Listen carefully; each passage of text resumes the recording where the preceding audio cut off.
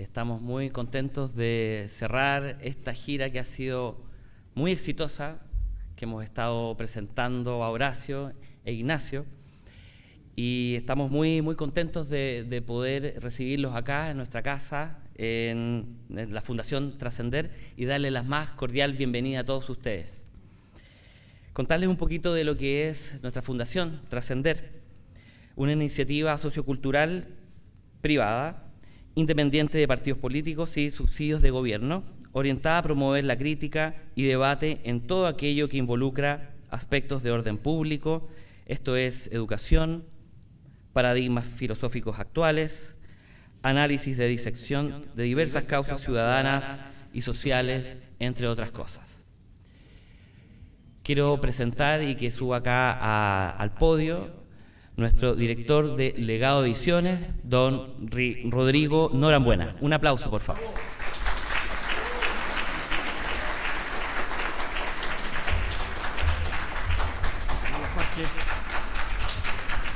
¿Cómo están? Bien. Bueno, primero que todo quisiera dar muy profundo agradecimiento a Verónica del Real, la única autoridad, entiendo, presente, no veo a nadie más, así que muchas gracias, Vero, siempre nos aporta, siempre nos colabora, gracias de verdad.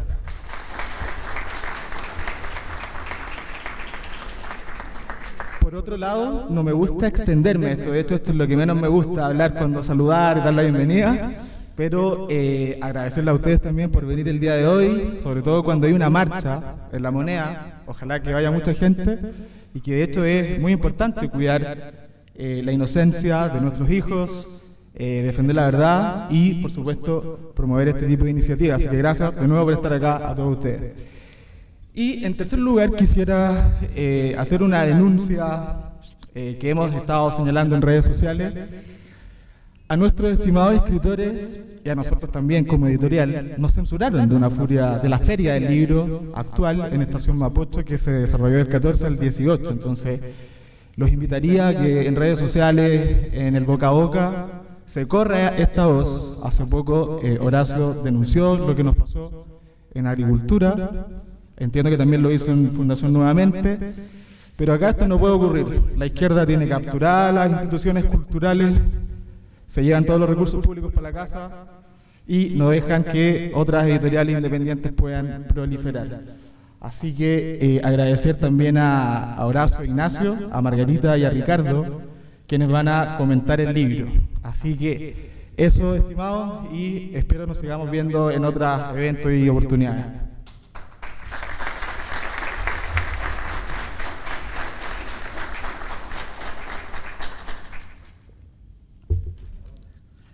Gracias, Rodrigo. Bueno, es natural que vayamos a pasar por esas vicisitudes, ¿no? Y es un buen indicador también de que estamos haciendo las cosas como corresponden. Todavía somos muy pequeños y, bueno, como director ejecutivo de Trascender, también nos toca defender estas ideas. Pero yo veo que cada vez se suma más gente, se agranda la familia, y eso nos llena de alegría y también de mucha responsabilidad que tenemos que asumir. Quisiera que viniera también acá al podio invitar a Keren Delgado, que es la directora de Librería Chema. Por favor, Keren.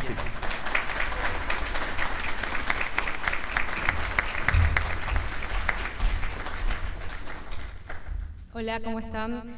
En primer lugar, agradecer a Dios, agradecer también a ustedes y a nuestros invitados que desde muy lejos están acá con nosotros presentando un tremendo libro.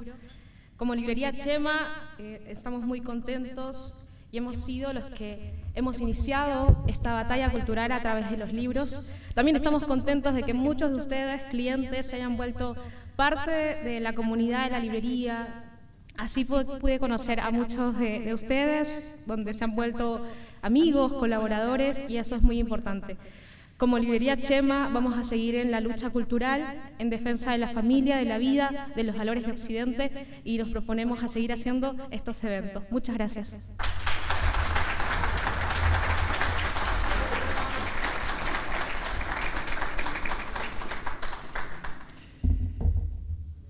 Gracias, Keren.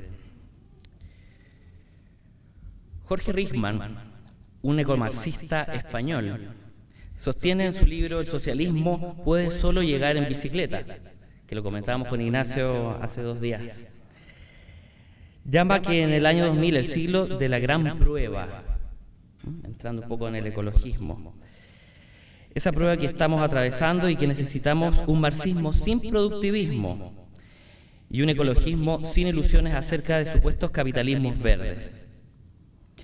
Este señor hace una oda a este medio de transporte que cita a Kate Fannich en el libro. Nos dice el ciclista, la ciclista, lo feminiza. Lo crea todo a partir de casi nada, convirtiéndose en el ser más eficiente energéticamente de entre todos los animales y máquinas que se mueven. Y como tal, tiene una capacidad improba para desafiar todo el sistema de valores de esta sociedad. Los ciclistas no consumen bastante. La bicicleta puede ser demasiado barata, demasiado saludable, demasiado independiente y demasiado equitativa como para que le vaya bien. En una era del exceso, es minimalista y ostenta el potencial subversivo de hacer feliz a la gente en una economía impulsada por la frustración de los consumidores. Si miramos nuestras calles, ¿no?, en Santiago y en las grandes metrópolis, también al auto se le está estrechando el camino. Yo lo observo y es algo también que quería plantear. No es que la bicicleta sea mala en sí, pero el ecosocialismo y todas estas vertientes lo que buscan es incomodarnos, de alguna forma desafiarnos, molestarnos. ¿Con qué? Con una pancarta barata que simula estar a favor del medio ambiente. Por eso, que textos como el que nos ha regalado a la humanidad Horacio e Ignacio alientan a volcarnos a ese ejercicio de razonar y de analizar todo tipo ecológico, con supuestos afanes de conexión con la naturaleza y rechazar todo tipo de industrialización. Podemos, al menos, sospechar que la izquierda defienda e impulse desde los aparatos supranacionales tomados por ellos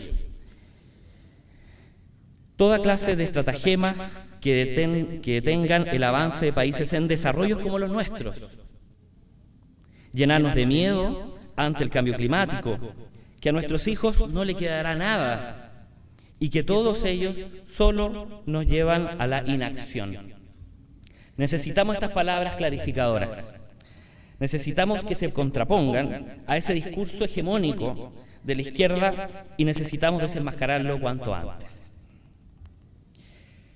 Me gustaría presentar ya, para ir avanzando, a nuestros presentadores locales, ¿no? Acá a nuestros presentadores chilenos. Y quisiera partir por don Ricardo Ramírez. Un segundo, por favor. Ricardo. Adelante, Ricardo. Yo creo que no merece más presentación. Es un combatiente de las artes, así que todo tuyo, Ricardo. Hola, muy buenas tardes. Es un honor para mí acompañar a Horacio en este lanzamiento de su libro. No quiero entrar en los detalles del mismo, porque él lo explica muy bien y lo va a hacer a unos instantes más. Mi área es el área del arte. Y el arte está muy vinculado con todo este ataque, este desarrollo de la transgresión, de la mirada cultural, de lo que es el ser humano, de su propia esencia, y todas las aristas y todas las ramificaciones con las que se ha ido buscando transgredir eso, es lo que podemos entender como una batalla integral o cultural. El ecologismo y todas las demás aristas van en esa dirección, en destruir la mirada de lo que es el ser humano. Todos los que estamos acá, es agradable estar rodeado de gente buena, que busca el bien y que busca de alguna manera una verdad trascendente, una verdad trascendental, a propósito de la fundación. Porque es allí donde podemos encontrar una verdadera defensa de lo que es esta destrucción cultural. Si caemos en el relativismo y aceptamos los dogmas del subjetivismo, no solo va a partir por pequeños detalles. aparentemente simplemente estéticos, ¿no?, en el caso del arte, sino que poco a poco van a ir redundando en cosas mucho más profundas, como el relativismo del bien y el relativismo de la verdad en sí misma. Por lo tanto, toda esa construcción artificial, esa entelequia que se ha creado alrededor de lo que es nuestra visión cultural actual, contemporánea y principalmente postmoderna, tiene una estrategia que es generar una especie de laberinto, un laberinto lleno de puertas falsas y todas se llaman libertad. Y presos en este laberinto del cual estamos ahí sin saber a dónde ir, dando vueltas, sin encontrar el centro, el núcleo, la causa de las causas, el por qué estamos aquí, por qué tenemos esta vida, hacia dónde queremos ir, qué va a pasar después de nuestra muerte.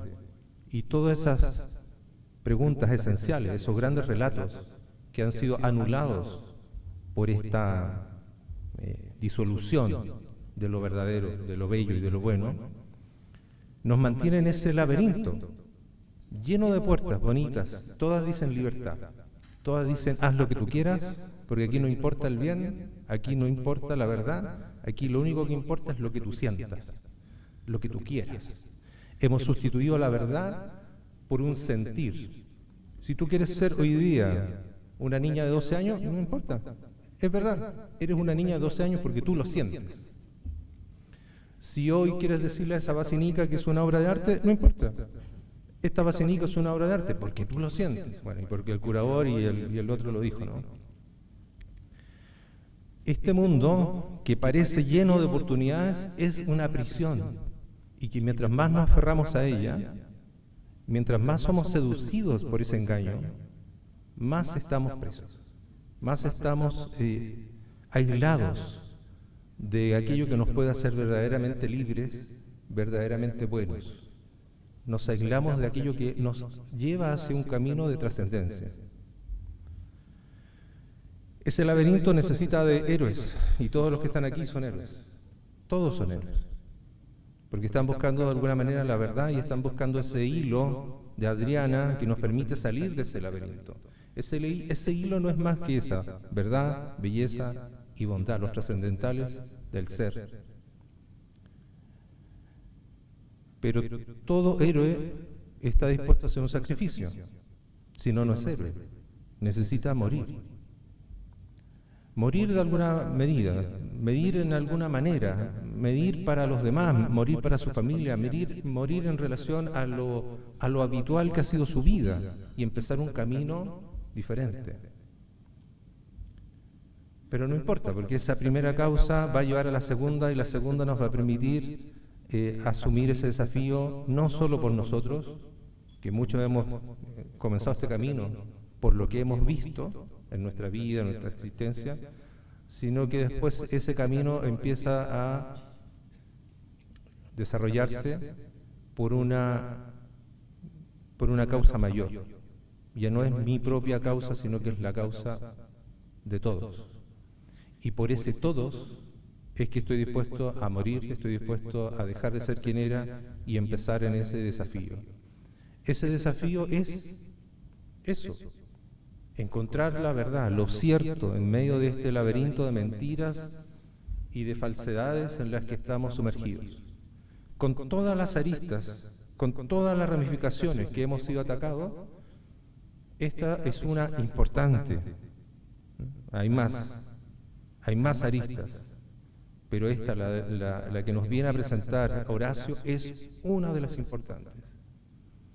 Porque se esconde debajo de eso una mirada gnóstica, una mirada luciferina. Me dice, ¿qué tiene que ver Lucifer acá? Bueno, en el sentido filosófico, tomarlo, no en el sentido religioso, en el sentido filosófico. Aquello que gusta o busca la mentira, aquello que busca destruir el ser o denigrarlo. En ese sentido sí, lo es.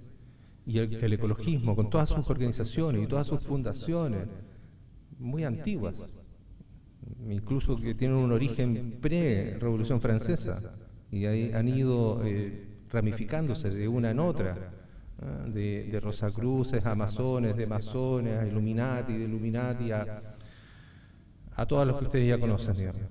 Tienen esta mirada de tratar de disolver y destruir lo esencial del ser humano. Con muchas herramientas, como bien dije, una de estas es el ecologismo, otras, ¿no es cierto?, van a ser toda la transgresión a la mirada de los niños, de la sexualidad como herramienta para disolver, y también una de las grandes, ¿no?, es el arte. Ahí tenemos esos cuatro fuerzas importantes de las que ya nos ha hablado Thomas Schumann en su libro cuando devela la estrategia, en este caso de la Unión Soviética marxista, para desmoralizar y destruir una sociedad, atacar la religión, atacar los centros de formación, atacar los medios de comunicación y el arte. El arte que hoy día pensamos que es una cosa de gusto, o que simplemente es una cosa de entretención, o de espectáculo, o incluso de negocios. Totalmente desvirtuada y totalmente vaciada de su verdadero contenido.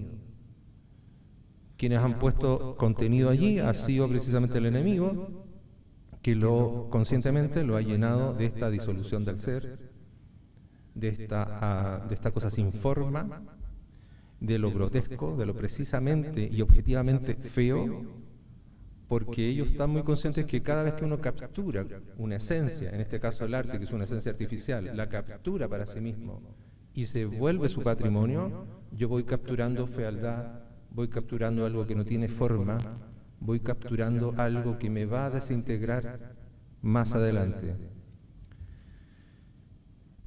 Bueno, el arte tiene una labor fundamental y es parte de una de las estrategias que se ha ido desarrollando. No quiero alargarme más en esto, simplemente corroborar que todo lo que está mencionando y muy bien documentado en el libro de Horacio y de Ignacio es muy importante que lo vean, que lo estudien, que profundicen en él, porque estamos bajo una guerra que es muy sutil, que es permanente y lo peor es que no nos damos cuenta que estamos en ella. Muchas gracias.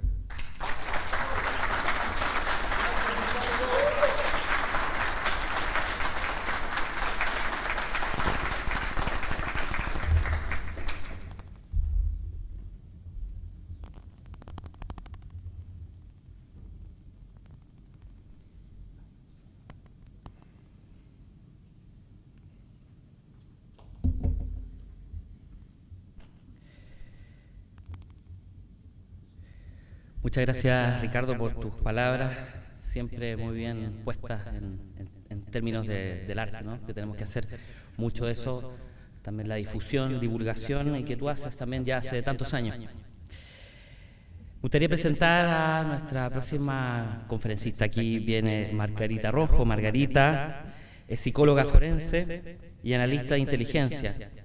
Lleva 11 años trabajando en la PDI, diplomado de inteligencia en la Academia Nacional de Estudios Políticos y Estratégicos. Ella es magíster y cursando también, ha cursado un magíster en inteligencia comunicacional e inteligencia. Y está doctorándose actualmente de psicología, que es su carrera de inicio. Demos por favor una muy calurosa bienvenida a Margarita Rojo.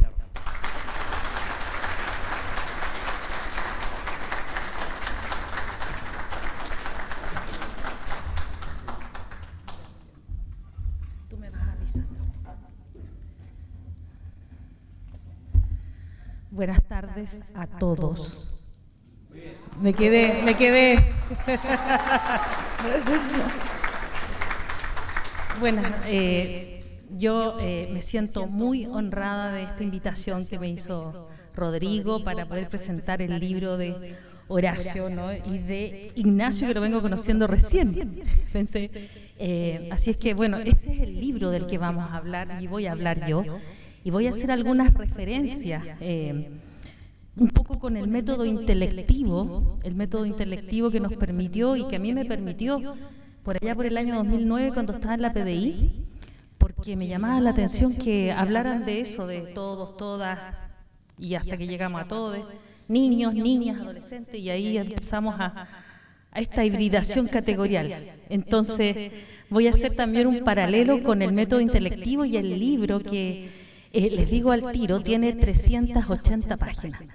Es un libro abundante, es un libro que tiene 2 tomos, es un libro que Pablo Muñoz Iturrieta realizó el prólogo. Así es que es muy interesante también porque Pablo Muñoz Iturrieta estuvo también acá en Chile varias veces, pero de lo que más recordamos es cuando también estuvo en el Congreso exponiendo fundamentos en contra de la ESI, de la educación sexual integral, que no es educación, que no es sexualidad y que no tiene nada que ver con la integralidad. Es otra cosa, ¿no? Entonces, esto que nos va a permitir entender un poco el libro, ¿no? Y quiero hacer algunas cosas de lo que destacar del libro, es precisamente que se escriba acerca del ecologismo, ¿no? Que estaba pasando. Mira, acá en Chile, Horacio y Ignacio, acá se dice un dicho chileno, pasa corbata, o sea, nadie se da cuenta y pasa así como jabonado, ¿no? Un concepto que para nosotros el ecologismo tiene también un alto contenido de deseabilidad social, es decir, oye, nos estamos preocupando de la ecología, del mundo, pero en este texto de Horacio y de Ignacio nos vamos a dar cuenta que hay algunas cosas que están colocando, porque todo esto tiene que ver con un cambio de creencia. Estos son instrumentos de cambio político, y yo diría que de control político. La ESI, el ecologismo, el indigenismo, la delincuencia. La delincuencia ha sido recodificada. Podemos hablar también de, bueno, dije el indigenismo, ¿no? Todos estos, inclusive ellos usaron, ¿cierto?, las minorías también para hacer este cambio de creencia. No se trata de las personas. Las personas se confunden cuando piensan que ellos están refiriéndose al ser humano. Todo lo contrario, están haciendo un uso y abuso de esas categorías para hacer este cambio de creencia, este cambio político, este control político. Y de hecho, Pablo Muñoz Iturrieta, en el prólogo, una de las cosas que comentó y que me parece muy interesante, él dijo: el esclavo que abraza su propio castigo. Porque en realidad lo que estamos viendo con este progresismo, el progresismo, que no, la gente piensa que progresismo es como progresar, como que vamos progresando, pero no es para progresar. ¿Saben lo que significa en el sentido común? Y que nos vamos dando cuenta del sentido politológico. Es que va progresivamente cambiándole a usted la creencia.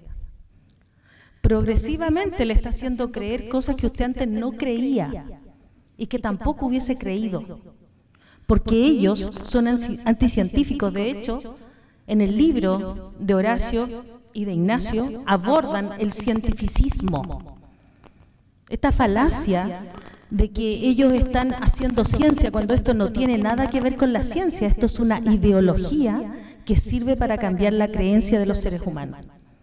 La ciencia es un conocimiento científicamente arraigado por muchos años. La comunidad de científicos tienen que publicar, estudiar y validarse por sus pares. Muchos de ellos también han sucumbido a estos engaños, pero la ciencia tiene la diferencia que siempre se hace más preguntas, no tiene respuesta para todo. En cambio, la ideología le responde a todo usted. Y por lo tanto, la ideología no es ciencia. Que le den una estatua, hagan o traten de hacer aparecer eso, es una falacia, es otro más de los engaños. Ahora, este texto es fuertemente una formación filosófica, ¿cierto?, por todo lo que van a abordar. Ignacio tiene otra preparación, además de Horacio, de la filosofía, pero les quiero decir que la filosofía es política. Nosotros no podemos separar la filosofía de la política, porque la filosofía le da razón, término y sentido a la realidad. ¿Y qué hace la política? le da razón, término y sentido al comportamiento de los seres humanos. Si la política en el sentido más simple controla y dirige personas, eso es lo que busca. Entonces, en este libro ustedes van a descubrir cómo a través del ecologismo, que tiene una alta deseabilidad social, y ustedes por eso vieron, también hacen referencia a Greta Thunberg, ¿no? Que era una adolescente, ahora debe estar una señorita, ¿no? Que han usado, yo no sé si con conciencia o sin conciencia, para introducir un cambio de ideas, es decir, hacer creer, por ejemplo, que el hombre, el ser humano, es visto como un cáncer. Eso se plantea también en el libro, ¿no? El ser humano es visto como un cáncer porque es todo oscuro, malo, ¿no? Y que el mundo se va a acabar. Entonces, cuando empiezan a colocar estas creencias donde a usted lo angustian y le introducen miedo, lo hacen más fácil y más vulnerable de controlar y de dirigir y de no pensar. Porque una persona, cuando está angustiada y tiene miedo, ¿cuántas veces ustedes han pasado por ese tipo de experiencias vitales donde hayan tenido miedo, angustia? Uno no puede pensar. Y cuando no piensa, te dirigen. Uno acepta rápidamente que otro lo dirija. Y eso es lo que están haciendo. Nos reíamos un rato, pero, o sea, esa posibilidad de que coman insectos y no asados en Argentina, no sé cómo lo van a hacer, pero porque en Argentina sí que hay asados, ¿no? Hacerles cambiar la creencia. Fíjense que este cambio de creencia, no sé, me van avisando los minutos, por favor, para no 2 minutos me quedan. Este cambio de creencia tiene que ver con lo que planteaba, inclusive citan acá a Karl Marx también, porque también dio cuenta, ¿no?, de que esto de querer cambiar a las personas, ¿no? Dice, los filósofos solo se han interpretado diversamente en el mundo. De lo que se trataría es de transformarlo. Esto está citado también en el libro de Horacio y de Ignacio, porque acá lo que se está haciendo, ¿no?, es cambiarle a usted la creencia, miren. Y Gramsci también lo habría planteado, y también la Escuela de Frankfurt. Entonces, el cambio de creencia es algo que yo voy a lograr, a través de ese cambio de creencia voy a controlar, voy a cambiar la cultura para controlar, ¿qué? La sociedad. Ese es el cambio de creencia. Si yo le cambio a usted la creencia, lo hago creer, y esto es progresivamente, por eso que el progresismo lo voy haciendo paso a paso. No importa que nos demoremos 30 años, pues si eran 30 pesos. ¿Cierto? Pero lo empezaron a lograr paso a paso y van ascendiendo en categoría. Cuando nosotros dimos la alarma, ahora ellos son valientes porque están dando la alarma de lo que es el ecologismo. Nosotros dimos la alarma de lo que significaba la ESI, van paso a paso sexualizando a los niños. ¿Por qué? Porque no importa que se demoren años, no importa que pasen ministros, no importa que pasen libros, lo importante es que ellos avanzan lentamente. Por eso se llama progresismo, no porque ellos sean evolucionados. Así que ustedes, cuando conozcan personas ignorantes que crean eso, por favor, corríjanlo. Bueno, el libro yo creo que es un gran aporte en el sentido en que los invita a ustedes a estudiar. Me gustó muchísimo también que citaran tantos autores, tantos filósofos, pensadores. Bueno, hay un pensador que yo no lo conocía, ¿no?, que es el que habla del ecologismo, uno de los principales, Heinz Hecker, ¿no?, que ustedes a mencionarlo, y van a ver cómo, inclusive, en la conclusión, ustedes señalan a Mikhail Gorbachev. ¿Por qué? Porque en la conclusión, cuando ellos dan cuenta de esto, se dan cuenta que, a pesar de que nosotros pensábamos que Rusia es una Rusia comunista, pero no es una Rusia progresista. Y de hecho también lo mencionan, y solamente podríamos pensar que hay 3 naciones soberanas en este momento: China, Rusia y la India. Adivinen qué, los otros no saben y estos están coludidos.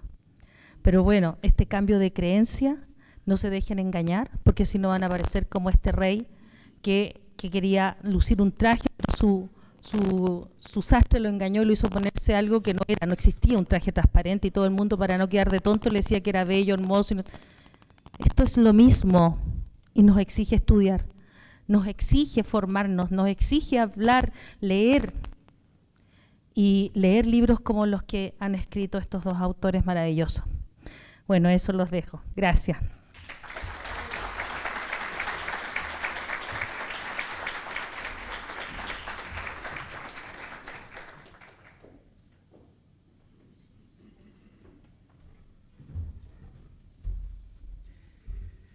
Gracias, Margarita, por tu ponencia.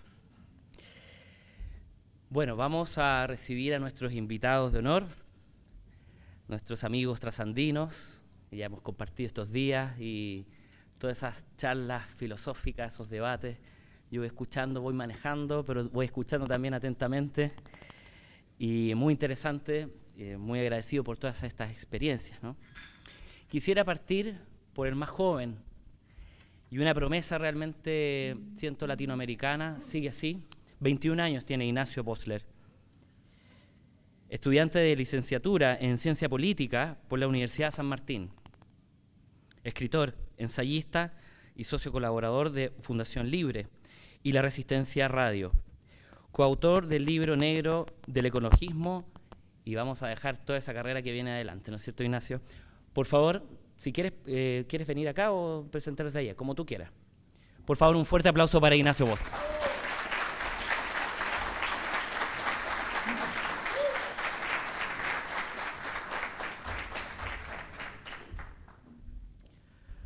Bueno, muy buenas tardes a todos. Primero que nada, muchísimas gracias en primera instancia a Somos Trascender, a Chema Librería y a Ediciones Legado por la confianza, por la invitación y por la posibilidad también que nos dieron tanto a Horacio como a mí de poder publicar el libro negro del ecologismo en Chile. Pero esencialmente muchísimas gracias a ustedes, porque teniendo la posibilidad de tomar un montón de decisiones y actividades en este día, estamos todos acá reunidos para poder tratar de dar una definición y una conceptualización clara de lo que es el ecologismo. Prometo que no los voy a aburrir mucho, eso seguro. Pensando con Horacio cómo podíamos comenzar esta presentación del libro, pensábamos, ¿qué podemos decir que de hecho no esté escrito? Creo que un buen comienzo es, primeramente, tratar de definir qué es el movimiento ecologista. Si yo en este momento tuviese que defender una tesis delante de un profesor de universidad pública, probablemente daría la definición de André Gorz. Es un movimiento político y cultural que se consolida en las décadas de 1960 y 70 en los países del primer mundo. De ahí va a comenzar a extender sus ideas al resto del planeta. Bueno, la realidad es mucho más compleja. ¿Por qué? Porque el ecologismo en primera instancia no tiene una identidad clara. De hecho, sus nociones básicas y sus construcciones teóricas van a ser, si no premisas, tanto en contra del sistema de producción capitalista en general, como de los valores de la sociedad occidental en particular. Tanto es así que, como lo compendia la activista climática Naomi Klein, este movimiento va a poner en cuestión no solamente nuestro paradigma económico dominante, sino muchos de los relatos que fundamentan a nuestras sociedades occidentales y que dan forma a nuestras comunidades y a nuestras identidades. En primera instancia, cabe aclarar que este movimiento se consolida políticamente en las décadas de 1960 y 1970, enmarcados y contextualizados por una clara corriente anticapitalista, donde se nos va a hacer posible visualizar dos cuestiones que políticamente son esenciales. En primeramente, una diferenciación de una nueva izquierda con respecto a su discurso clásico de la segunda mitad del siglo XX, al mismo tiempo que una tesis separatista de la misma, como una estrategia que le va a posibilitar a la izquierda criticar al sistema productivo actual sin hacerse cargo de los desastres de la Unión Soviética, por ejemplo. Ahora bien, una distinción esencial que hay que hacer en este sentido es que nosotros hacemos referencia a unismo, a una ideología. Y es esencial a la hora de comprender este movimiento que no nace de una transposición del discurso biológico a la esfera política, sino que reposa sobre claras bases filosóficas y sociopolíticas. Para ello hay que entender que si bien en buena medida este movimiento legitima sus discursos con trabajos que provienen de las ciencias naturales, lo cierto es que no refiere a causas naturales, sino a causas sociales. Se responsabiliza la actividad del hombre moderno, aquel que ha nacido con la revolución industrial, de haber desencadenado una crisis ecológica sin precedentes. De hecho, cuando el modelo de consumo y de producción típico de las sociedades industrializadas se exterioriza al resto del mundo, particularmente a los países africanos y sudamericanos, que en la segunda mitad del siglo XX comienzan un acelerado proceso de industrialización para poder superar su estancamiento económico, es cuando el ecologismo surge y dice, bueno, ¿saben qué? Esto no va a ser así porque los recursos no alcanzan, porque hay sobrepoblación y porque vivimos en un planeta finito en el cual no puede haber un crecimiento infinito. Es decir, desde primera instancia, el ecologismo lo que busca es que los ricos sigan siendo ricos y los pobres sigan siendo pobres. De hecho, es un buen lema que resume lo que es la Agenda 2030, no poseerás nada y serás feliz. Al mismo tiempo, cabe hacer una señalización, que es que este movimiento se consolida en un marco histórico muy peculiar, que está justamente marcado por lo que fue la Guerra Fría, en el cual también va a haber un proceso de cuestiones ecológicas negativas que van a calar profundo en la opinión pública. Estos considerantes son claves para comprender el discurso ecologista, el cual va a plantear, como se ha dicho anteriormente, y como lo diría Paul Ehrlich, uno de los padres ideológicos del ecologismo antinatalista, que hay que comenzar a concebir las sociedades humanas como un cáncer para el planeta y en consecuencia tratar de trazar una sociedad un poco más saludable. En este sentido, al mismo tiempo, hay que señalar que comienza a trazarse una distinción con los viejos ideales del socialismo más típico de la segunda mitad del siglo XX. Por ejemplo, la lucha de clases comienza a verse como un hecho inalcanzable, al paso de una posición económicamente creciente de las clases populares en el mundo desarrollado capitalista. Al mismo tiempo, la dictadura impartida por el gobierno bolchevique, por ejemplo, en la Unión Soviética, por no citar a la China maoísta, son hechos que son imposibles de tratar con recato para una izquierda confusa a lo largo de la segunda mitad del siglo XX, que va a comenzar a ver cómo lo que habían propuesto Marx y Engels en sus críticas al programa de Gotha, de hecho, no está sucediendo. Primero porque la industria de los países que consolidaron sus experiencias socialistas en la década del 60 y del 70 está claramente estancada. Al mismo tiempo, sus ciudadanos cada vez comienzan a pasar hambrunas y comienzan a tener incluso un escenario económico peor que el previo a la revolución, sin considerar la constante y medra contaminación ambiental que están produciendo este tipo de países. Un hecho claro en este sentido es que ni bien la Unión Soviética deja de existir, las emisiones de dióxido de carbono, por ejemplo, cayeron a un mínimo histórico. Estos considerantes van a ser claves. ¿Por qué? Porque en la literatura socialista de la segunda mitad del siglo XX comienza a aparecer lo que Edgar Morin llamará las tomas de conciencias capitales. Se comienza a comprender que la revolución no es necesariamente la abolición del capitalismo. ¿Por qué? Porque en términos económicos, la izquierda ya no tiene nada que ofrecer en este sentido. Y es cuando se comienza a comprender el sentido profundo de la revolución cultural. Es decir, en un mundo en el cual los obreros comienzan a prescindir del discurso socialista, es en este marco en el cual, como diría el etólogo italiano Héctor Tibaldi, el ecologismo aparece como la nueva tentativa, dice él, de producir un post-marxismo en el cual los ecologistas, diría Edward Goldsmith, estarían llamados a ser los sujetos más importantes.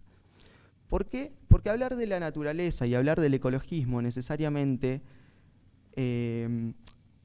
lo que hace es consolidar una reivindicación común de todos los demás movimientos sociales. ¿Hasta aquí vamos bien? ¿Todo claro? Bien. Cada vez me explico mejor entonces. Ya no hay preguntas. Bien, hablando en serio. Podría estar citando autores toda la tarde de por qué el ecologismo es necesariamente una ideología de izquierda. No los voy a aburrir tanto, está en el libro. Cómprenlo, por favor. Pero lo cierto es que me voy a remitir a un solo pensador, Herbert Marcuse, uno de los padres intelectuales de la New Left norteamericana, cuando dice que la lógica ecológica es la negación pura y simple de la lógica capitalista. No se puede salvar el planeta en el marco del sistema de producción capitalista. Ahora bien, esto resulta paradójico porque de hecho cuando nos remitimos a los datos, y en este sentido le dejo la filosofía a Horacio, yo soy más de los datos duros, los países más libres, es decir, con mayor respeto a la propiedad privada, son a su vez los que consiguen mejores desempeños ambientales. Mientras que de hecho las economías más intervencionistas / socializadas son los que justamente producen peores desempeños ambientales. Caso mítico, China, que de hecho es el único país al cual Greta Thunberg jamás denunció políticamente, porque es de hecho uno de los principales responsables de lo que es la transición verde, a través de la concesión de lo que son los metales raros, condición sine qua non de producir energías limpias, entre muchísimas comillas. Por otra parte, habiendo dejado claro lo que es el arquetipo político del actor ecologista, lo que realmente me interesa que ustedes puedan llevarse en este sentido es que si al ecologista verdaderamente le importara el cuidado ambiental, no sería ecologista. Precisamente porque son los países socialistas los que han mostrado un peor desempeño ambiental a lo largo de toda la historia. De hecho, un caso mítico que podríamos citar en este sentido es el mar de Aral, uno de los lagos en su momento más importantes de todo el mundo, que luego de la experiencia soviética quedó reducido a menos de un tercio de su nivel inicial. Diría Milton Friedman, si a los socialistas les dejas que manejen el desierto de Sahara, en pocos años se quedaría sin arena. Ahora bien, reducir nuestro análisis político al ecologismo como un espectro meramente de izquierda sería un reduccionismo atroz, porque creo que todos estamos de acuerdo en que a Greta Thunberg no la financia Fundación Sol. De hecho, el corporativismo es mucho más complejo que eso. Si uno se fijara hace 3 años atrás quién eran los principales financistas de Greta Thunberg, vamos a encontrar un montón de organizaciones y empresas que encuentran claros vínculos, por ejemplo, con la Fundación Rockefeller, histórico personaje del mundo político del siglo XX que consolidó un oligopolio petrolífero, una de las industrias más contaminantes del planeta, a través de favores del Estado. ¿Qué pasa con movimientos como Just Stop Oil? Los mismos que le tiraron pintura a los cuadros de Van Gogh, que de hecho también tienen vínculos con los descendientes de Rockefeller, al igual que los Getty. La propia BlackRock fue una gran financista de Greta Thunberg. Ahora, ¿por qué señalo esto?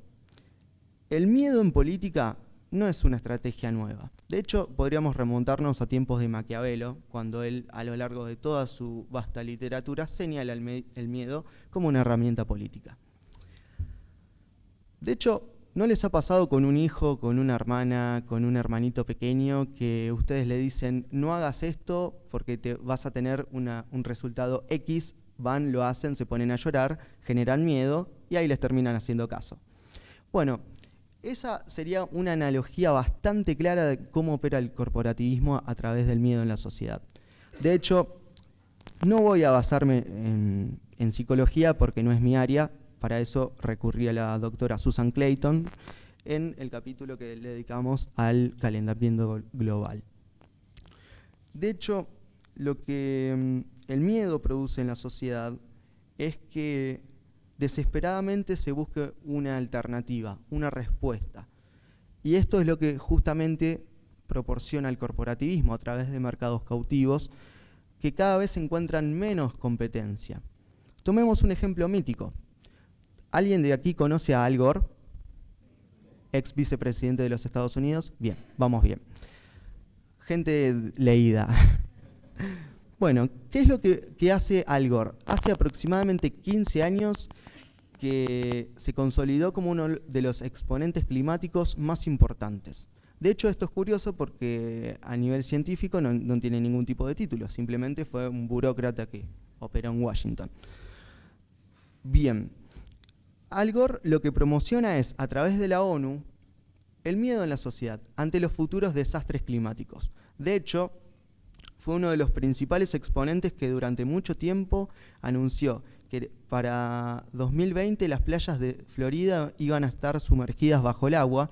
De hecho, el año pasado fue uno de los destinos turísticos veraniegos más visitados de todos los Estados Unidos. ¿Qué es lo que se propone en este sentido? Impartir el miedo ante los futuros desastres climáticos, que de hecho jamás suceden, para, por ejemplo, acelerar la transición de las energías verdes, a través de no más de 2 o 3 empresas que se distribuyan justamente la producción de este tipo de nuevas energías. Si algo ha hecho el ecologismo en este sentido a lo largo de la historia, es legitimar la mayor regulación de la historia, valga la redundancia. ¿En qué sentido? Operando necesariamente en todos los aspectos de la vida humana, desde lo que comemos, cómo vivimos, cómo nos conducimos a través del trabajo a nuestras casas, la cantidad de hijos que incluso llegamos a tener. De hecho, un chiste que estábamos haciendo justo antes de comenzar la conferencia es, en la COP27 se promocionaba la idea de que nuestros hijos coman bichos, mientras ellos estaban comiendo los cortes de carne más caros del planeta. Pero bueno, se haya plagado de inconsistencias argumentativas, eso no es nada nuevo. Bien, cerrando la idea porque creo que ya estamos cortos con el tiempo, me interesa que esencialmente se lleven la siguiente conclusión. Si algo ha hecho el ecologismo a lo largo de la historia es promover la mayor regulación, operando necesariamente en todos los aspectos de la vida humana. De hecho, esto encuentra una respuesta política en lo que es, por ejemplo, la Agenda 2030, que esperamos poder retomar ahora en las brevísimas intervenciones. El ecologismo, si algo ha dejado asentado en la cultura, es que el hombre necesariamente debe renunciarse a sí mismo. Por eso es que se termina posicionando como más importante la vida de un animal que la de un ser humano. Y de hecho esto ha impregnado completamente la cultura occidental desde hace al menos 20 años. Si no, fíjense como en una película, por ejemplo, como Matrix, se promociona la misma tesis que ya planteara Paul Ehrlich o David Attenborough al decir que los humanos somos un virus. Muchas gracias.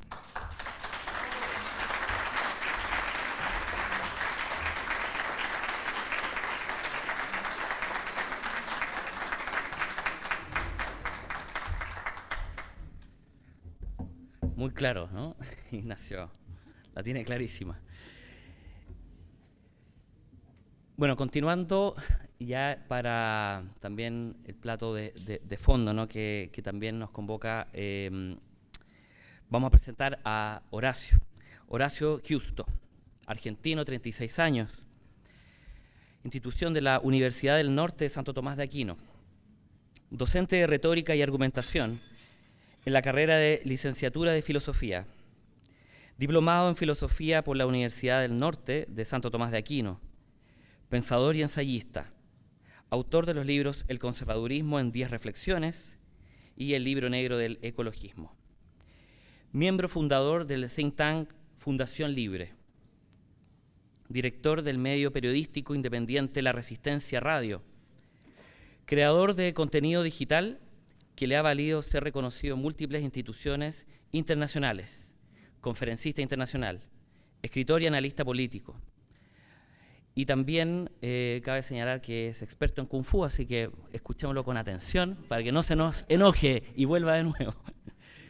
Por favor, un fuerte aplauso para Horacio Giusto.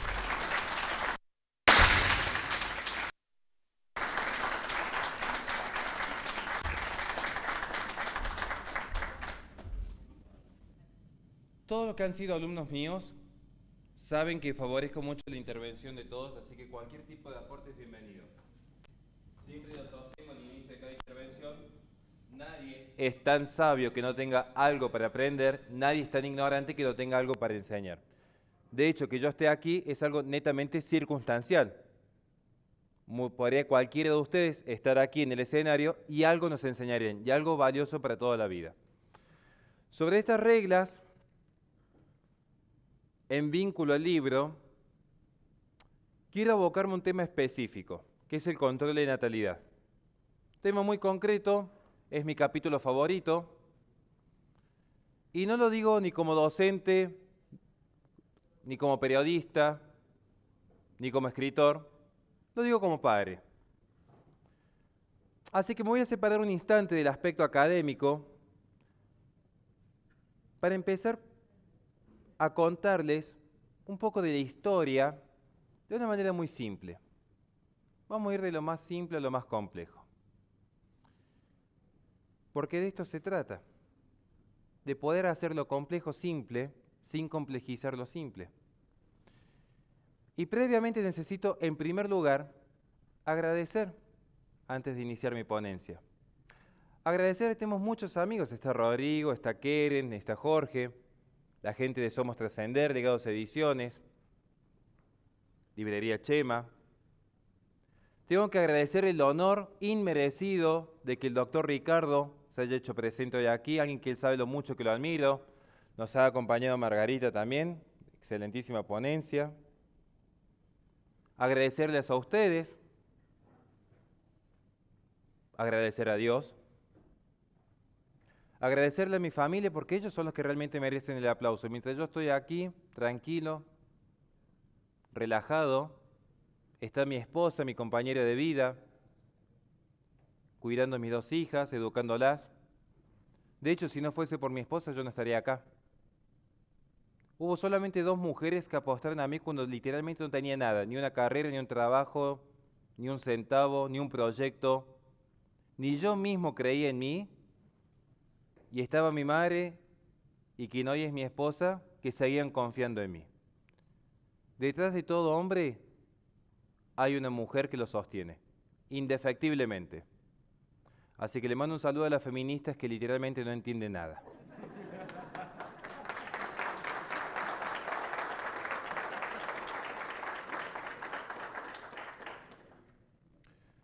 Vamos a iniciar entonces con un personaje muy desconocido por muchos y que les ha marcado la vida a todos y cada uno de ustedes, incluido yo. Ernst Haeckel, un zoólogo alemán. Un zoólogo alemán que toma el postulado de Darwin y lo lleva a un plano político, siendo que las propias tesis de Darwin, si uno lee El origen del hombre o El origen de las especies y alguien sabe de epistemología, sabrá que no son teoría científica. Quizás los herederos de Darwin sí tengan algún dejo de cientificidad en sus tesis, concretamente Darwin no. Pero Ernst Haeckel quiso innovar y quiere llevar las tesis darwinistas a un plano político, con todo lo que ello implica. ¿Y cuál es la primera implicancia? La primera implicancia para Darwin, como él sostiene en El Enigma del Universo en 1899, es que el ser humano es un vertebrado y mamífero a la par del resto. Por lo tanto, no hay nada especial en esta criatura que nosotros llamamos hombre, varón y mujer. No hay un logos ordenador que establezca los universales en el ente. Pareciera ser que Ernst Haeckel se abastece intelectualmente de Guillermo de Ockham, aquel medievalista que es el primer modernista. No existe lo bueno, lo bello y lo cierto inscripto en el cosmos y descubrible por el intelecto. Simplemente somos producto del azar. Y como es un azar, no hay causa-fin. Si no hay causa-fin, La causa eficiente simplemente es un contingente. Podríamos estar, pero también podríamos no estar. No hay nada esencial. No hay nada trascendental en nosotros. Por lo tanto, y yo le pido a cada uno de ustedes que hagan el esfuerzo, que me respondan sinceramente, traten de darme la mejor respuesta de por qué estaría mal abortar a un niño síndrome de Down si no hay un logos ordenador que me establezca qué es el bien y qué es el mal. Que alguien me intente explicar a mí por qué habría algún inconveniente de que la mitad más uno que estamos aquí decidiésemos que es legítimo abortar a un niño síndrome de Down, si ya no hay dioses, ni reyes, diría Rand. Sin dioses ni reyes. ¿Cuál sería el inconveniente de que nos pusiéramos de acuerdo que asesinar al inocente es bueno? No van a tener fundamento. Termina siendo que lo bueno, lo bello y lo cierto es una convención. Hoy se habla mucho del lenguaje inclusivo, ¿o no? ¿Ustedes creen que el lenguaje inclusivo empieza con Wittgenstein y la filosofía del lenguaje comienza el siglo XX? Guillermo Ockham ya sostiene que esta idea de lo bueno, lo bello y lo cierto es una construcción lingüística, porque en el cosmos, en definitiva, no hay nada que lo determine. Que luego va a venir Descartes, Malebranche, Spinoza, herederos de este pensamiento. Es más, vamos a volver a Ernst Haeckel, que lleva esta tesis darwinista. Ernst Haeckel, ¿por qué lo cito? Empecemos por ahí, yo creo que sería la primera pregunta que algunos haría. ¿Por qué me lo citan a este intelectual? Porque yo ni siquiera hago la distinción ecologismo-ecología, me parece como muy básico. Ya la ecología, como ciencia, tiene un gran componente filosófico. Y el creador del concepto de ecología, oikos logos, la razón de la casa, logos significa razón, conocimiento, oikos significa hogar, casa, de allí viene economía. Este oikos logos es conceptualizado por Ernst Haeckel como aquella rama de la disciplina biológica que se encarga de estudiar la interacción de los seres vivos en un determinado entorno de acuerdo a la administración de los recursos naturales. Ahí donde empieza a aparecer la importancia de este personaje, porque en principio y resumidamente la ecología es el estudio de la interacción de los seres vivos con los recursos naturales. Pero luego es este pensador que dice, el ser humano es un ser vivo a la par de cualquier otro ser vivo, por lo tanto, hay que ver cómo se comporta con los recursos naturales que posee. ¿Me siguen hasta aquí? Lo que hace Haeckel es fusionar el pensamiento de Darwin con el pensamiento de Baruch Spinoza. Baruch Spinoza es un panteísta. ¿No han escuchado alguna vez de todos somos uno con la naturaleza? Es más, en Roma también se está escuchando un poco esto. Y lo digo siendo católico. Todos somos uno con la naturaleza.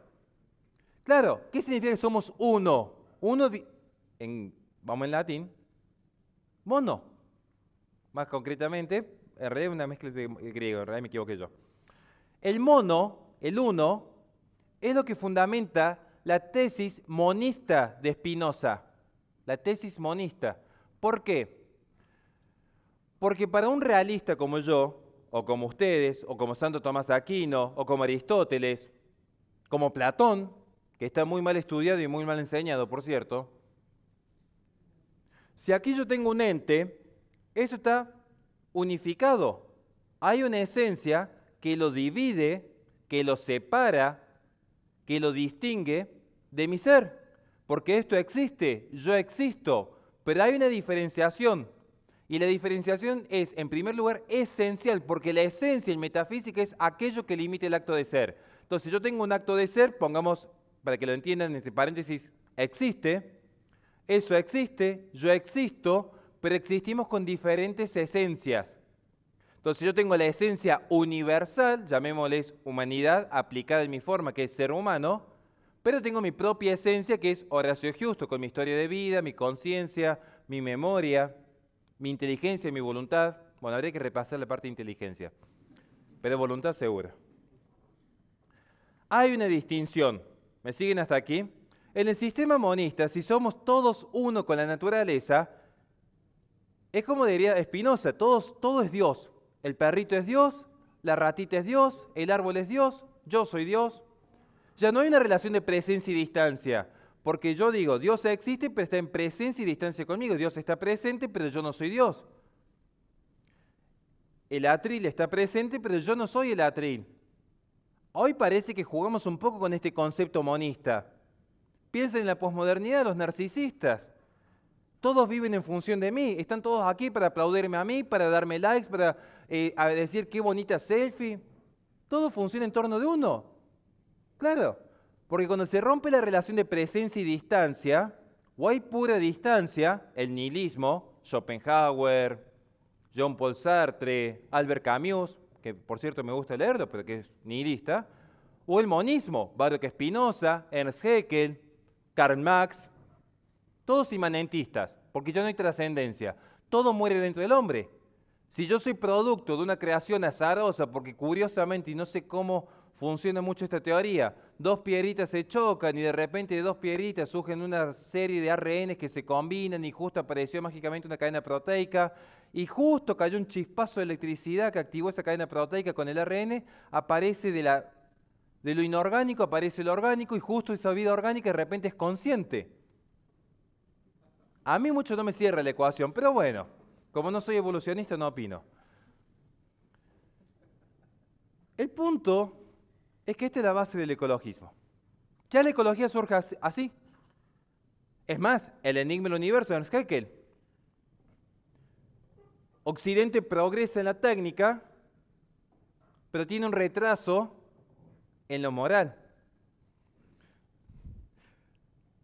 Me hizo acordar un chiste de liberal en económico. Pero el punto es, hay un progreso técnico, pero hay un retraso en lo moral. ¿Y cómo se rompe este retraso en lo moral según Ernst Haeckel? Hay que abolir el cristianismo. Principalmente porque el cristianismo establece un tabú en lo sexual. ¿Qué es lo primero que pensaría uno? Aldous Huxley, ¿alguien leyó Un Mundo Feliz? ¿No se acuerdan de los juegos eróticos de los niños en el capítulo 3? Que había un niño que estaba horrorizado porque no quería tener juegos eróticos con la nena, entonces el director del día le dice a la nena, vos estás haciendo las cosas bien, a vos te mandamos al psicólogo porque no querés tener juegos eróticos a tus 8 años. Es crudísimo ese capítulo. Pensaríamos en eso, en realidad el tabú sexual, ¿saben dónde está? Que la religión católica, voy a opinar de lo que sé, no quiero que se tome como una distinción, yo opino de lo que sé, lo que no sé no opino. Se fundamenta en un mandato muy simple en materia sexual. Creced y multiplicaos. Ahí tenemos un pequeño tabú. Es más, tenemos otro gran tabú, porque lo que surge de esa relación entre el varón y la mujer es un acto creador, es lo más parecido que puede tener el hombre con Dios en algún punto, porque Dios es creador ex nihilo, no es el demiurgo platónico que transforma lo existente. Nuestro Dios es un creador de la nada. ¿Quiénes de aquí son padres? Los que son padres sabrán que no es que sus hijos existían en el Logos divino. ¿Alguna vez escuché a alguien que anda diciendo por ahí en YouTube? No, porque los niños existían en el Logos divino. Si existían en el Logos divino, ¿sabe qué significa? Que sus hijos supuestamente estaban ante la visión beatífica, Dios se enojó, le metió una patada y los tiró a la tierra, a riesgo que se condenen. No eran. Y cuando ustedes, por disposición divina, han engendrado a ese hijo, surge algo nuevo en el cosmos. No hicieron la tontería que hicimos con mi socio de echarle tinta a una página, porque eso lo hace cualquiera. La vida no es cualquier cosa, es un ente con inteligencia y con voluntad. Claro, para nosotros es fácil entenderlo, pero para estos monistas no lo es. Porque para ellos es todo producto del azar. Es pura causa eficiente. De hecho, van a ver que la ciencia moderna se maneja en esta clave de causa eficiente pura. No me da el tiempo para explicarlo, esto lo vemos en clases, los que toman clases conmigo. ¿Por qué hablamos de esto en el control de natalidad? Porque a mí me molesta mucho y de sobremanera todos esos que se suben a un escenario y les empiezan a decir, conferencia de Bucarest pasó esto, conferencia de México pasó esto, conferencia de Cairo pasó esto. También te dicen, ¿por qué pasó? ¿Cuál es el fundamento? ¿Qué es lo que sostiene? ¿Qué es lo que lleva a sostener, por ejemplo, a Peter Singer cuando dijo que un animal, por tener más capacidad cognitiva en ejercicio, tiene más derecho a la vida que un discapacitado mental o un niño por nacer? ¿Cuál es la filosofía que hay por detrás? Es una filosofía consecuencialista, más concretamente utilitarista. Porque se pierde la noción metafísica del ser y se queda en el estar. Si yo tengo un drogadicto, una persona privada de la libertad porque está presa, un niño por nacer, están privados del ejercicio de la razón, están privados de la libertad, pero no dejan de ser seres libres y racionales, porque no se puede ser y no ser simultáneamente en el mismo sentido de las cosas. Entonces, si el ente que tengo en presencia mía, como el embrión, pertenece al género humano en su esencia y existe, entonces el embrión es humano. Entonces, es digno y es libre, que luego va a empezar a ejercer paulatinamente cuando sus potencias se actualizan. Pero el primer acto de ser, que sostiene todas las potencias, ya está inscripto cuando su acto toma la esencia de la humanidad y lo convierte en la forma. ¿Cuál es la forma? Ser humano. Por eso yo le he hablado con Miguel, tengo el honor, acá estoy con un montón de amigos, Miguel, estamos con muchísima gente que nos hemos acompañado. Lo hablamos con él en Paraguay cuando hablamos de la familia. Yo tengo la esencia que es la humanidad, pero no me puede señalar nadie la humanidad acá. Pero yo le digo a Miguel, señálame 5 o 6 seres humanos y me lo señala rápido. Podemos señalar el ser humano, no la esencia, porque la esencia es imperceptible. Esto es metafísica. ¿Cómo se vincula esto con los controles de natalidad?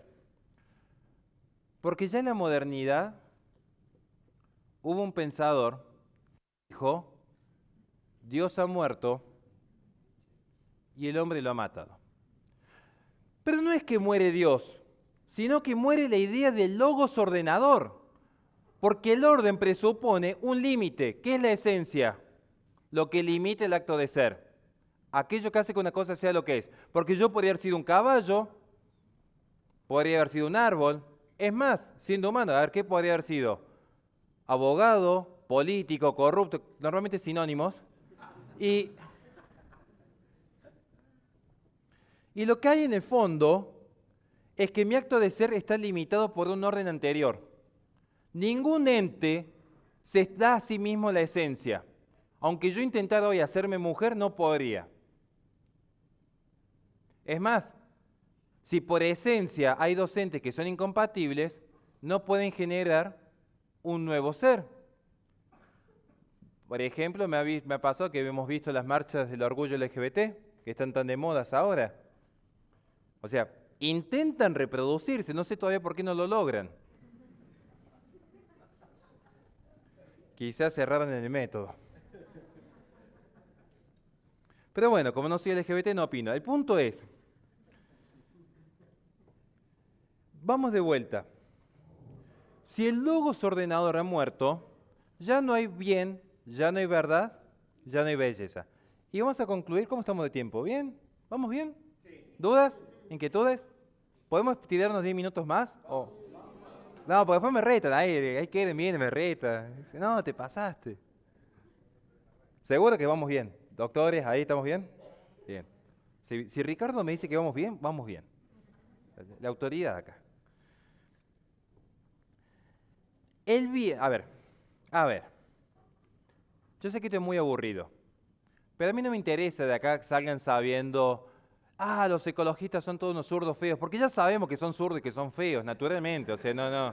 Es como decir la pared es blanca, o sea. Si esta no, porque lo hemos hablado con Ricardo, se tienen que esforzar para ser feos. ¿Alguien vio la película Amén del Papa que yo le hice una referencia? Amén, la del Papa Francisco con Disney ahí. No sé si vieron que la única chica bien agradable, más o menos linda, que era muy agradable, era la única católica bien formada. Porque el bien necesariamente es bello y es expansivo. ¿Nunca vieron un niño recién nacido con la madre? ¿No les parece que una de las imágenes más bellas que hay en el mundo? ¿Por qué? Porque hay un culmine de bien. ¿Nunca vieron a un abuelo jugando en la plaza con un nieto? Es eso. ¿Y por qué el feminismo tiene que ser tan feo? El ecologista tiene que ser feo, el indigenista tiene que ser feo, violento, que dividen, porque van en contra de los trascendentales. Y lo intentan resistir y no lo pueden resistir, porque es natural. Ese es el punto. Esta gente cuando niega los trascendentales, está negando el primer trascendental, uno de los primeros. En realidad el primero es el res, pero no quiero hablar ahora de metafísica. ¿Qué es la verdad? La verdad tiene doble acepción, es tanto lógica como ontológica. Pero para que la verdad lógica funcione, supongo, ¿qué sería una verdad lógica? La adecuación del intelecto a la realidad. Yo les dijese, por ejemplo, a ver, pues soy daltónico encima. ¿Esto es blanco o no es blanco? Si yo digo esto es blanco y mi inteligencia está describiendo la realidad y una adecuación fundamentada, porque acá está el punto, tiene que haber un fundamento, porque yo podría decir que es blanco con los ojos cerrados porque lo adiviné. No es un conocimiento per se. Si yo digo esto es blanco y es blanco, hay una adecuación. ¿Qué necesito para que mi intelecto se adecue a la realidad? Que la realidad sea cognoscible. Entonces, este ente ya reposaba dentro de sí el trascendental, el verum, lo verdadero. Porque esto es lo que permite que la realidad sea cognoscible.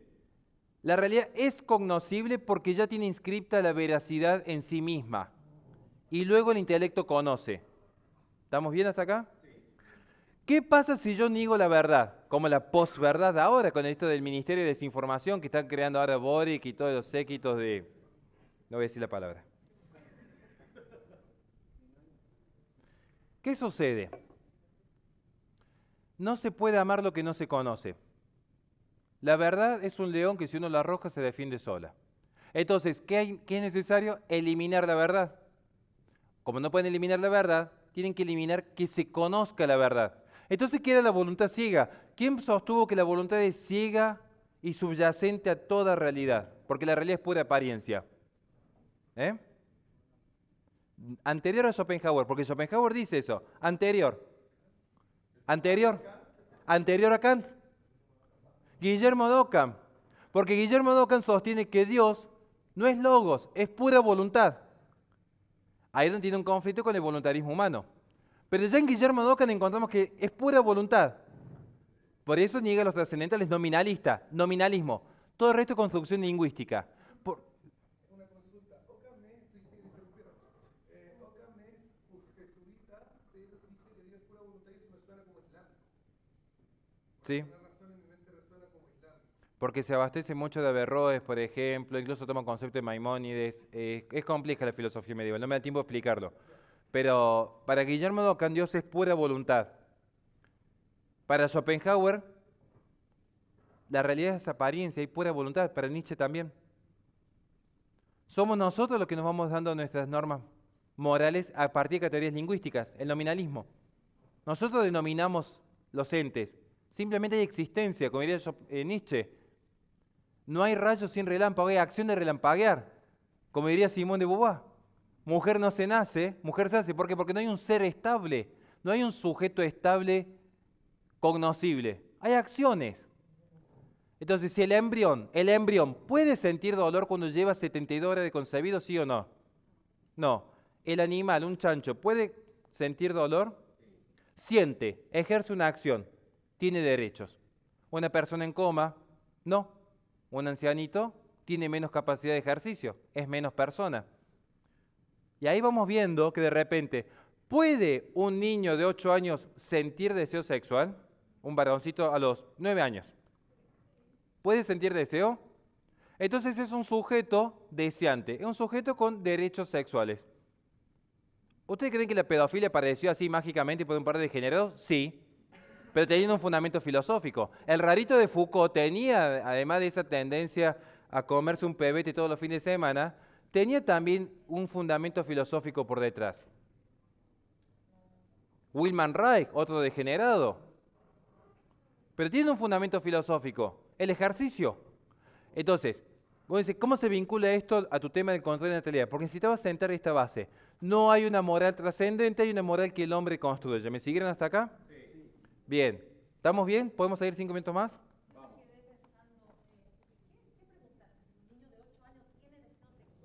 Puede llegar a desear. Puede...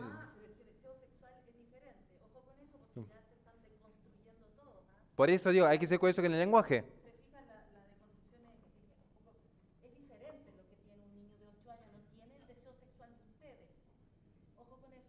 No, sí, está buena la creación, pero digo...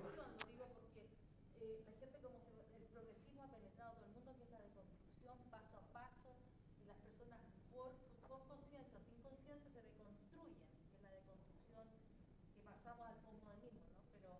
Pero cuidado con eso, porque me acabo de dar cuenta de que algunas personas hablan de que sí, imagínense que estamos en peligro ahora con esta nueva creencia. A ver, para que se pueda entender, porque quizás yo entiendo el punto, por hecho lo hemos denunciado hasta el hartazgo con los docentes en Córdoba, pero esperen para poder... No, por eso digo, porque yo coincido, porque ese es el punto. O sea, yo digo, un niño de 12 años, no me quiero desviar por el tema, se nos va el tema, pero digo, un niño, por ejemplo, de 12 años puede tener una erección, una polución nocturna, y sí, entonces eso va a ser, en el campo material, se puede generar un determinado tipo de deseo, atracción o sentimiento, que es lo que va a sostener que, al no haber una metafísica por detrás que diga esto es bueno, esto es malo, es decir, y mira, si la mujercita ya tiene, esto lo sostienen algunas feministas, si la mujercita ya puede albergar un cuerpo masculino en su interior, no quiero ser muy gráfico, bueno, si la naturaleza lo permite y ya está, dale para adelante básicamente. Entonces, ese es el punto que yo quiero rescatar, que así había dos dudas ahí. Pero no quiero que, por favor, saltemos el tema de la sexualidad, porque si no va el tema, fue un ejemplo rápido ese. ¿Hay alguna duda que no sea vinculado a ese tema? No, pues si no nos vamos al tema, pero es claro, no estamos diciendo que el niño sea un objeto de deseo ni nada, estoy diciendo, la izquierda se sostiene sobre esto, ¿por qué? Porque no hay nada bueno, para ellos es todo relativo. Entonces dicen, mira, si el niño de 6º grado, mira, el niño fantasea con la seña de teatro, y bueno, ¿por qué no? Sí, todo relativo. Y el profesor de 40 años se autopercibe niña y quiere estar con otra señorita, y bueno, ¿por qué no? Si no, ¿dónde está la verdad objetiva? Esto es lo que sostiene la izquierda. Lo que sostiene el inmanentismo, porque la izquierda es mucho más complejo, no quiero entender ese tema ahora. ¿Estamos hasta acá? ¿Vamos bien? La base de Ernst Haeckel es una base inmanentista. De hecho, él funda la Liga Monista. Él funda la Sociedad de Higiene Racial en 1904. Y él sostiene que es la ciencia, por sí sola, la sola ciencia, cuidado con esta falacia de argumento circular, la sola ciencia, la sola moral, el solo arte, porque se caen en esteticismo, cientificismo, moralismos, y se desarraiga la integralidad. Entonces él dice, la sola ciencia establece lo que es lo óptimo para el ser humano. Así empieza esta historia del control de natalidad. Y así llegamos a la Convención de Ginebra 1927. Cuando alguien le diga que la primera conferencia de control demográfico fue en el CAI, en Bucarest, en 1974, vieron que algunos dicen, 1974, Bucarest empieza la conferencia de control demográfico, es alguien que le está robando el dinero, por alguien que no estudió en profundidad. La primera conferencia oficial de la Liga de las Naciones se da en 1927, en Ginebra, donde se convoca una serie de científicos, principalmente abocados al estudio demográfico, donde establecen, y esto queda sentado en actas, porque Margaret Sanger era la presidenta de actas, que había un gran problema con la tasa de natalidad que tenía tanto América Latina como China. De hecho, de allí Margaret Sanger consigue los fondos para que su pequeña clínica abortista, que era incipiente, se convierta en la APPF. No fue que fue creciendo porque vendía muchos y muy lindos abortos a todo el mundo, entonces fue una empresa así como el sueño americano que creció la empresa de cero. Vino Milbank Foundation, puso el dinero y apareció la APPF, que después instancia de la ONU se convierte en la IPPF. Esta es la historia no contada. Pero eso es lo bueno que vengan aquí, porque esto no sale en YouTube. Sí. Es que en YouTube hay mucho humo, por eso hay que tener mucho cuidado. Se vende mucho humo en las plataformas digitales. No es el debate académico serio que a uno le gusta. Lamentablemente, lo digo yo que estoy, entre comillas, siendo youtuber en algún punto. Luego tenemos la conferencia de Berlín, donde los científicos dijeron en un acto de honestidad un poco sombría, que iba a quedar muy mal hablar de eugenesia, reivindicando incluso el fallo Buck de 1927 en Estados Unidos, que consolida la eugenesia como una práctica legal, que iba a sonar mal hablar de eugenesia en Alemania en ese contexto, en 1935. No, entonces, claro, es como que hay gente que no merece vivir, pero no vamos a ir a Alemania porque va a quemar nuestra idea.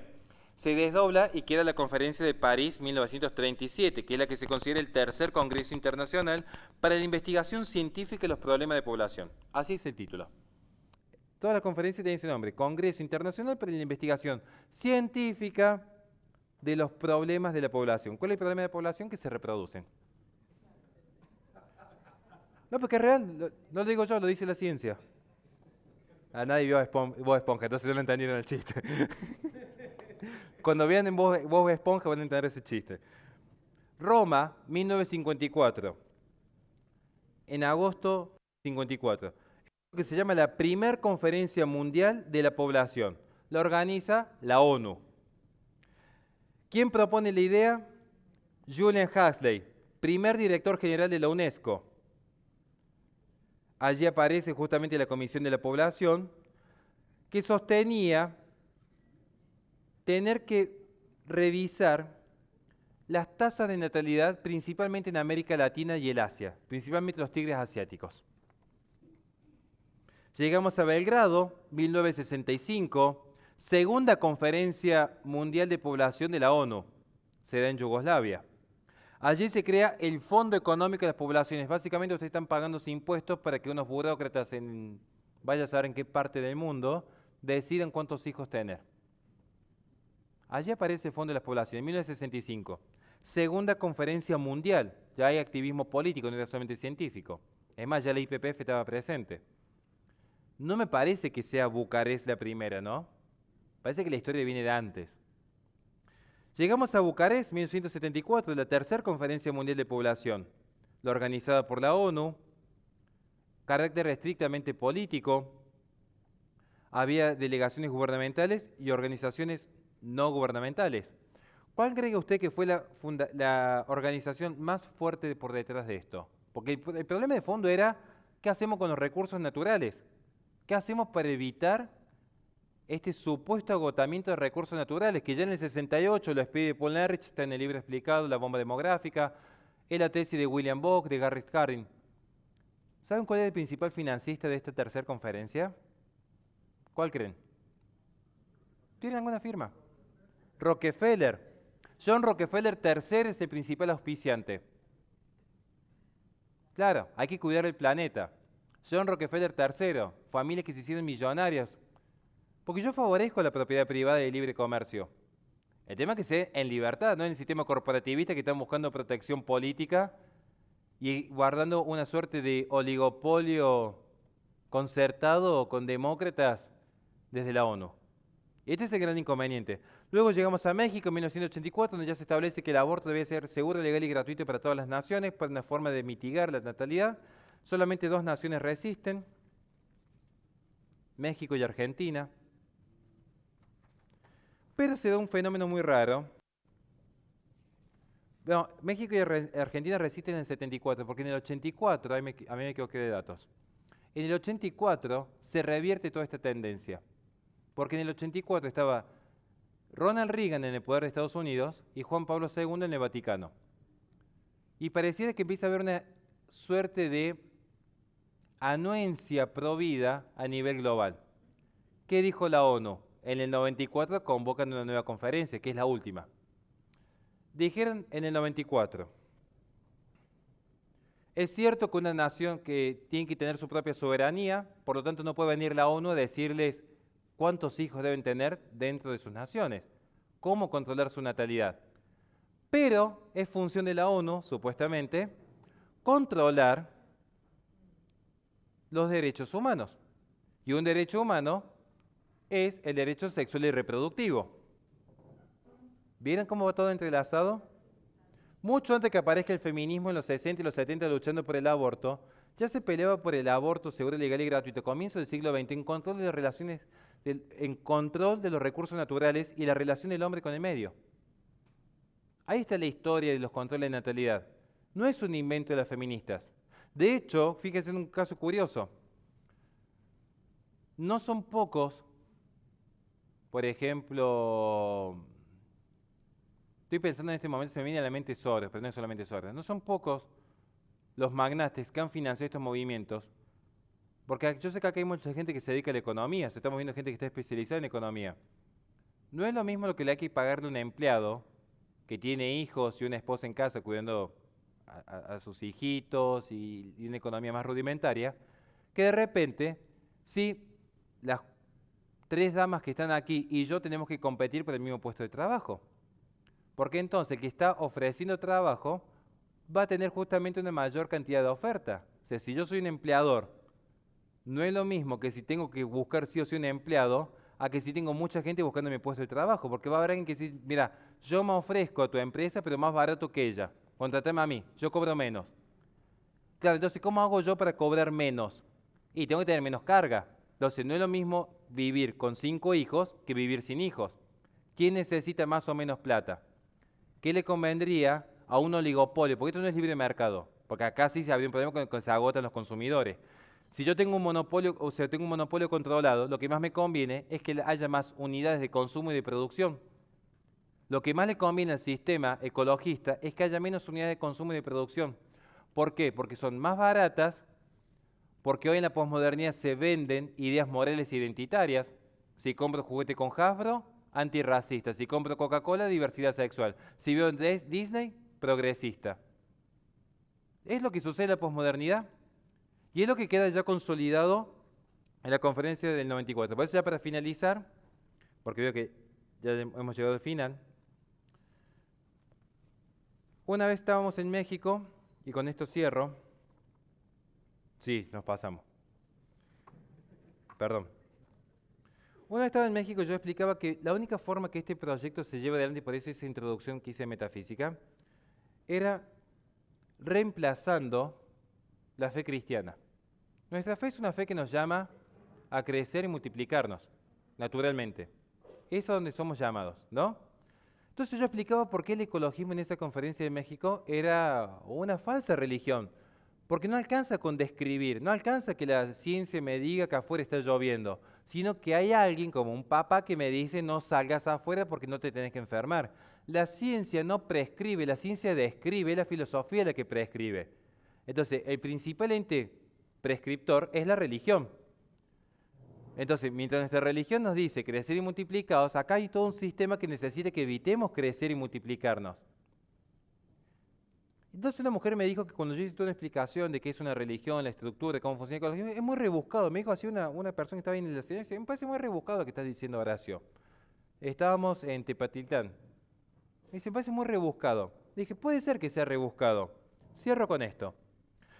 Mikhail Gorbachev, secretario general del Partido Comunista en la Unión Soviética, presidente de la Unión Soviética, difusor de los principios ecológicos, fundó la Green Cross International, la Cruz Verde Internacional, redactor y promotor de la Carta de la Tierra. Este comunista devenido en ecologista, esta sandía verde por fuera y rojo por dentro, en una entrevista en Los Angeles Times, el 8 de mayo de 1997, manifestó su esperanza, y cito textualmente: se hace necesario un nuevo código legal internacional sobre el medio ambiente plasmado en una Carta de la Tierra, un acuerdo vinculante como el de los derechos humanos de la ONU. Mi anhelo es que esa carta sea una especie de 10 mandamientos, un sermón de la montaña que sirva de guía para guiar la conducta de los hombres en relación al medio ambiente en el próximo siglo y más allá también. Expresa la necesidad de reemplazar las Sagradas Escrituras por la ideología ecologista. Por eso voy a concluir con esto. Te voy a contar una historia. ¿Tenemos 2 minutos para cerrarles con una historia? Sí. Es 27 de mayo de este año,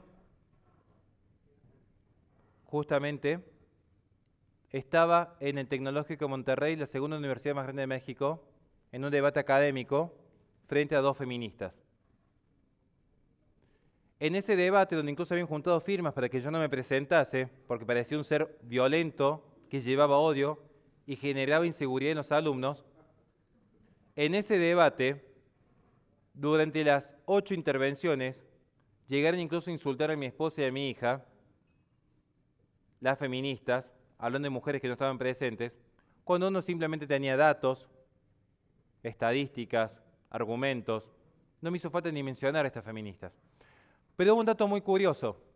El 27 de mayo, en ese debate, una de las feministas dijo que el aborto era un derecho y que ella lo había usado, que ella había abortado a ese cúmulo de células.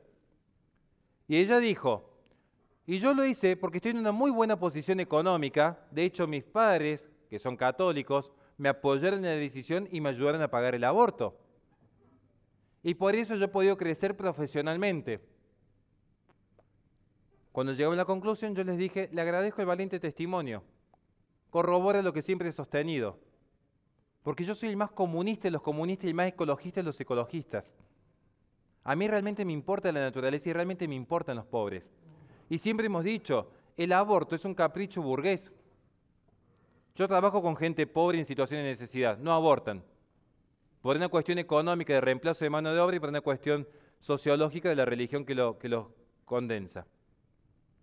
Se demuestra que para esta gente un hijo es un impedimento al crecimiento económico. Porque para ellos un hijo es un problema, es una enfermedad que hay que curar.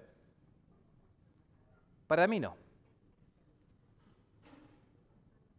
Ayer me hicieron una pregunta muy interesante. Horacio, vos siempre haces alusión de que la resistencia empieza de lo más chiquito, desde dando clases, con el arte, algunos siendo papás, algunos siendo un empleado honesto, algunos dando un testimonio valiente, como tengo aquí un camarada que nos acompaña. Cada uno de su lugar. Mi primera hija a mí me encontró sin una carrera terminada, sin trabajo, separado de quien hoy es mi esposa, distanciado de mis padres, obviamente, en el peor momento de mi vida. Pero cuando nació mi hija, yo me di cuenta que dije, ¿cómo puede alguien tan malo como yo generar algo tan lindo y tan perfecto como esto? Entonces, a mí me gusta la lógica. De hecho, yo enseño lógica y retórica. Dije, acá hay algo más. Acá hay un orden sobrenatural que está guiando esto. En 2 años hice una carrera de 6 años, publicamos 2 libros, estamos aquí viajando por el mundo, llevando la verdad de Cristo a cada parte que se nos haga posible. Sané muchas heridas, he intentado darle a mi esposa el marido que merece. Fue la única persona que apostó a mí cuando nadie apostaba a mí. Nadie. Y esa es la resistencia que nosotros tenemos que dar. Volver a lo más básico, a lo esencial en la familia. Parece poco y es lo más rebelde que hay. Hoy un hombre común, con un trabajo común, hijos comunes, es lo más antisistema que existe. No somos consumistas, no estamos obligados a un sistema. Vivimos y morimos por lo que creemos. Vivimos y morimos por lo que creemos. Y si algo me interesa que se lleven de acá más que el libro, que la foto, que el concepto, que Paul Ehrlich, que Al Gore, lo que me interesa que se lleven de acá es un espíritu de resistencia. Y la resistencia no siempre es ir con la espada cortando cabezas de zurdos como pareciera ser, aunque parezca tentador.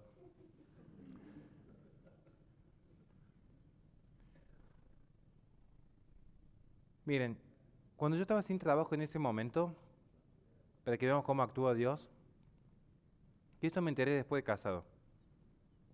Yo no tenía trabajo, no tenía nada. Vino un gran amigo, Alejandro, que todos lo van a quedar siempre conmigo, Ale. Me dice, créate un canal de YouTube, hace muchos vivos por Instagram, quizás te sirva.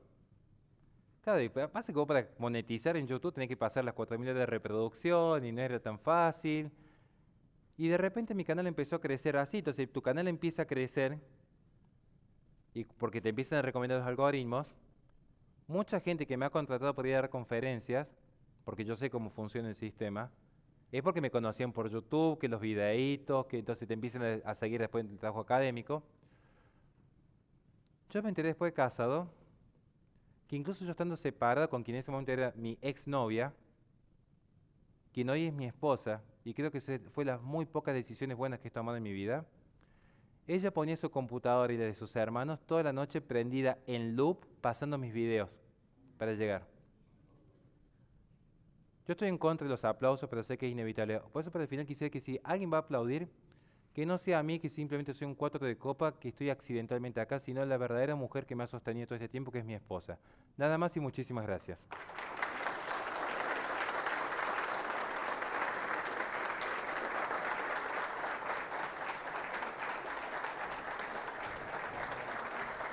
Voy a hablar.